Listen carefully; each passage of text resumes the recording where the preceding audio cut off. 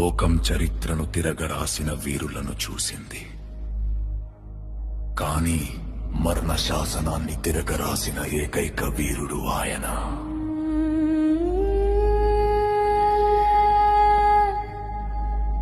శత్రువుని కత్తితో చంపడం కాదు, తన ప్రాణాన్ని బలిగా ఇచ్చి ఆ శత్రువులోని శత్రుత్వాన్ని చంపిన మహాయోధుడు. దూషించిన నోళ్లు దీవించబడ్డాయి, అవమానించిన చేతులు ఆశీర్వదించబడ్డాయి. ఎందుకంటే ఆయన సింహాసనంపై కూర్చున్న రాజు మాత్రమే కాదు, ప్రతి గాయాన్ని తన కౌగిలితో మాయం చేసే ప్రేమ సామ్రాజ్య చక్రవర్తి.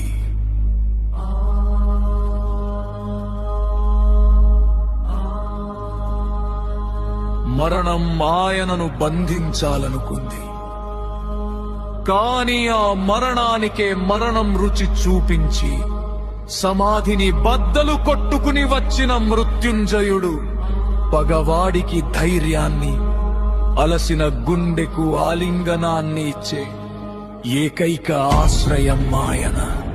ఆయనే నా సర్వస్వం, ఆయనే నా యేసుక్రీస్తు.